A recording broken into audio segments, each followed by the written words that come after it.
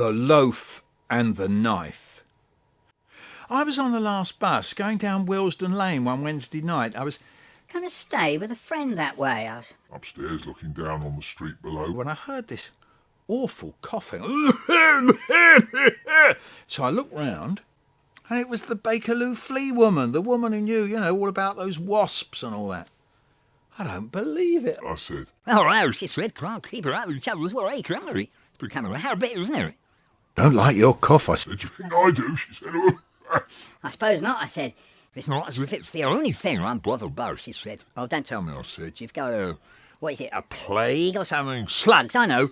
Giant slugs in your bath." "Don't be funny," she says. "I'm sorry."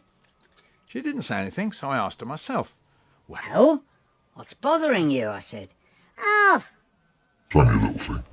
"Yeah," I said, not believing her. Well, "I'm not superstitious," she said. "I don't believe in any of these things like horoscopes or fortune-telling, none of it." "Neither do I," said. But I used to have "Mice in my house." "Oh, don't we all?" I said. "Well, I don't anymore," she said. "Oh, well, lucky you," I said. Oh, not a bit of it.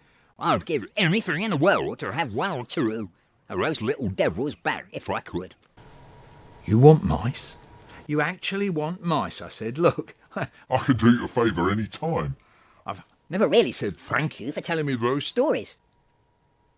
"They weren't stories," she said. No. Of course not, I said, but, if you want a couple of mice, don't worry, I can get some for you. Don't, she says. Don't tell me. I can't stand it.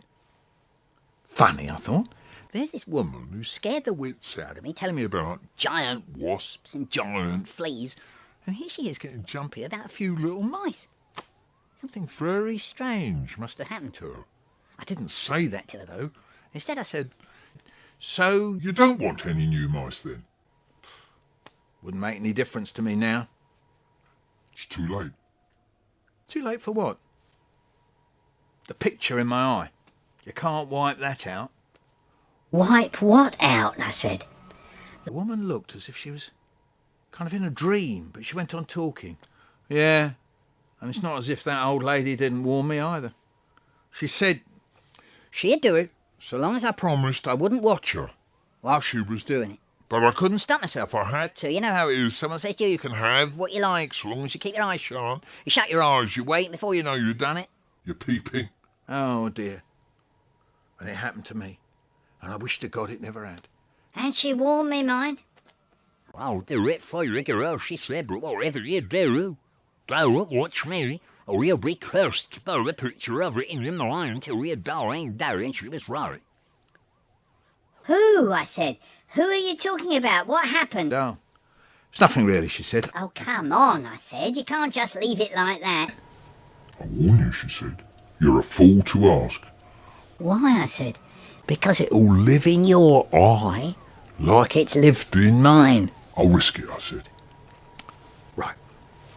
"I used to suffer from mice," she told me. "I'm not scared of them like some folks are. I don't mind looking at them. And when I'm seeing them, it's the ones I don't see that worry me. I hate the thought of them running along under the boards, looking out at you through the cracks in the walls. Like making their nests under the cupboards. But worst of all, I hate getting up in the morning and finding their little doings on top of the fridge."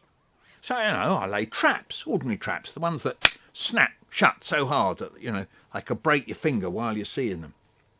I used to put little bits of broken Kit Kat on them. Funny that I always think. Funny that mice love something called Kit Kat, yeah. Anyway, the trouble with traps, though, is that you're only catching them one at a time, aren't you? Well, in the time it takes to catch one, never had 8 babies, haven't they? And anyway, I can never be sure that leaving bits of Kit Kat about doesn't attract them. All the others come for a bit, all right, and they don't get caught, do they? No, I said.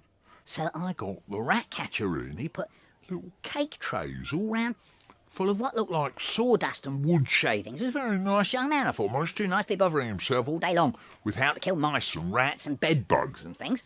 Gave him a cup of tea, and as he drank his tea, I couldn't help looking at his hands. I thought of all the horrible places there must have been, and all the horrible creatures he must have handled. "Well, like what?" I said.